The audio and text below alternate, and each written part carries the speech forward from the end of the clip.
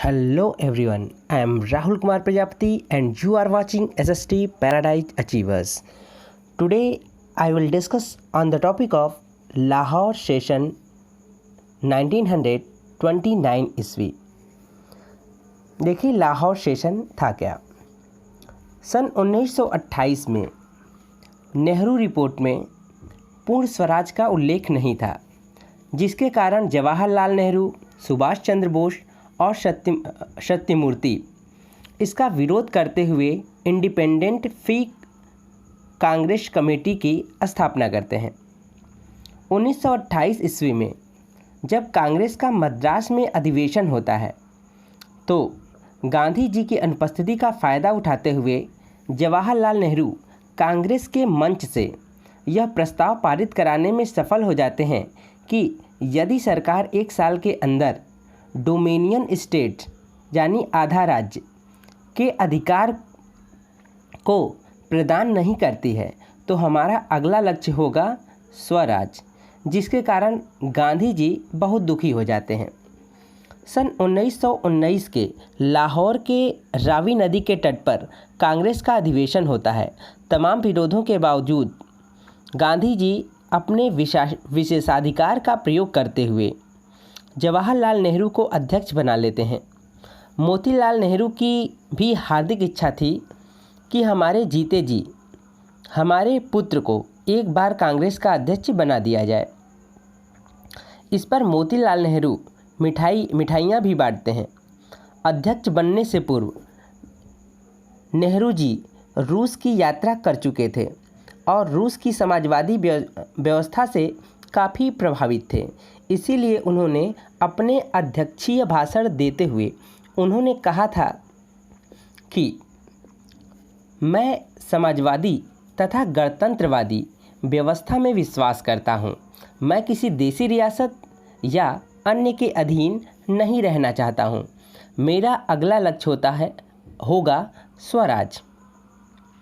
31 दिसंबर 1929 ईस्वी को रात में रावी नदी के तट पर तिरंगा झंडा फहराया जाता है और इनकलाब जिंदाबाद का नारा लगाया जाता है और वंदे मातरम का गीत गाया जाता है।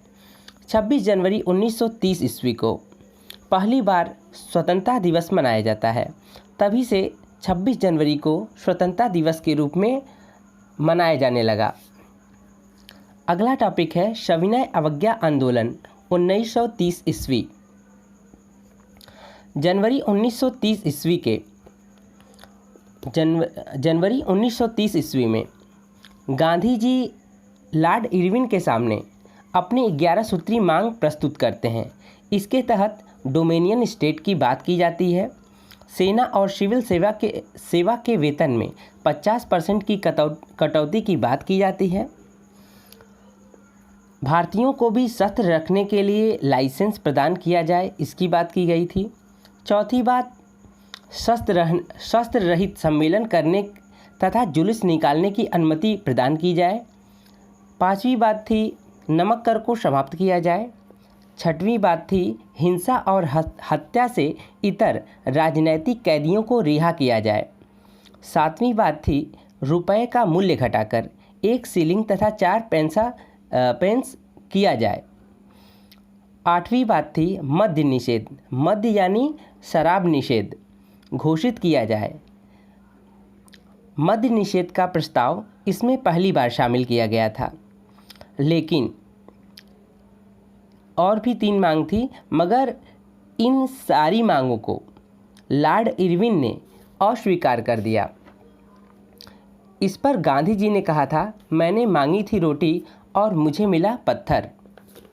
इसके बाद गांधी जी 12 मार्च 1930 ईस्वी में साबरमती आश्रम से अपने 78 अनुयायियों के साथ, जिसमें ईसाई शामिल नहीं थे, 200 मील की यात्रा तय करके नवसारी जिले में स्थित डांडी नामक गांव में 5 अप्रैल 1930 ईस्वी को पहुंचते हैं और 6 अप्रैल 1930 ईस्वी को समुद्र के किनारे जाकर मुट्ठी भर नमक बनाते हैं और नमक कानून का उल्लंघन करते हैं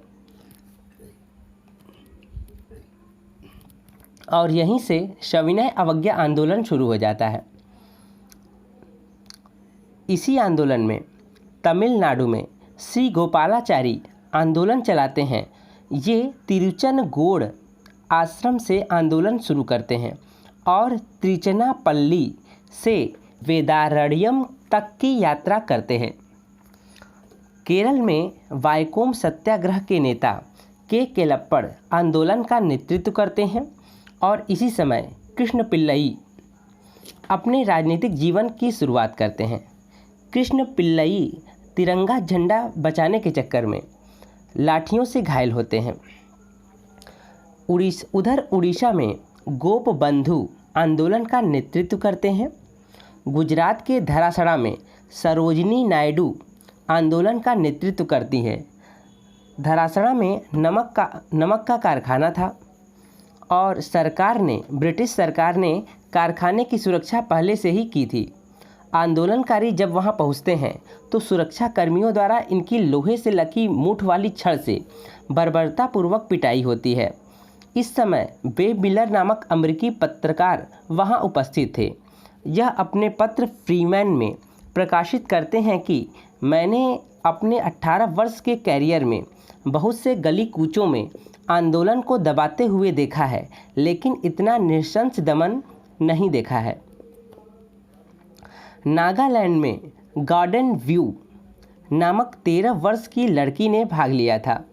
जवाहरलाल नेहरू ने इनको रानी की उपाधि दिया था। उत्तर पश्चिमी सीमा प्रांत के क्षेत्रों में खान अब्दुल गफ्फार खान अपनी संस्था खुदाई खिदमतगार के माध्यम से सविनय अवज्ञा आंदोलन का नेतृत्व करते हैं। इनको लाल कुर्ती आंदोलन के नाम से भी जाना जाता है।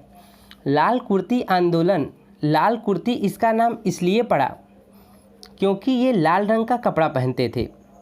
इस आंदोलन को दबाने के लिए चंद्र सिंह गढ़वाली के नेतृत्व में गढ़वाल रेजिमेंट को भेजा जाता है। चंद्र सिंह गढ़वाली निहत्ती भीड़ पर गोली चलाने से इनकार कर देती है। इसके पेशावर के क्षेत्रों में हवाई हमले द्वारा भारतीयों द्वारा चलाए जा रहे आंदोलन को शांत करने का प्रयास किया जाता है। जो क्षेत्र समुद्र से दूर थे वहाँ भी आंदोलन चलाया गया। बिहार समुद्र से दूर होने के कारण चौकीदारी कर न अदायगी आंदोलन चलाया जाता है। चौकीदार गांव के सरकारी सेवक थे। ये जमींदार और सरकार के बीच ग्रामीण सूचनाओं का आदान प्रदान करते थे। इनके आंदोलन के समय भागलपुर तथा मुंगेर के क्षेत्रों में गोली चलवाई गई थी। असम में इस आंदोलन के समय कनिंघम सर्कुलर कमेटी की रिपोर्ट के विरुद्ध आंदोलन चलाया गया था। इसमें यह आदेश दिया गया था कि प्रत्येक छात्र को अपने चरित्र के विषय में अपने अभिभावक द्वारा हस्ताक्षरित प्रमाण पत्र रखना अनिवार्य था। इस आंदोलन के समय सूचनाओं के लिए लड़कों की वानरी और लड़कियों की मानरी सेना का गठन किया गया था। इसके नेतृत्व की जिम्मेदारी इंदिरा गांधी को सौंपी गई थी। इस आंदोलन के समय सबसे सफल आंदोलन मद्य निषेध यानी शराब निषेध के विरुद्ध माना जाता है। नोट देखिए कितना इम्पॉर्टेंट फैक्ट है। गांधी जी रस्किन बॉन्ड की पुस्तक अनटू द लास्ट से प्रेरणा लिए थे और इसी से प्रभावित थे। गांधी जी ने यह पुस्तक 1902 ईस्वी में दक्षिण अफ्रीका में लिखा था। इसी के साथ ये टॉपिक आपका यहीं समाप्त होता है। अगर आपको मेरा ये वीडियो पसंद आया तो इसे सब्सक्राइब करिए, लाइक करिए और बेल आइकन को प्रेस करिए ताकि अगली वीडियो का नोटिफिकेशन आपको मिल पाए। ये बहुत ही इम्पॉर्टेंट नोट्स है। धन्यवाद।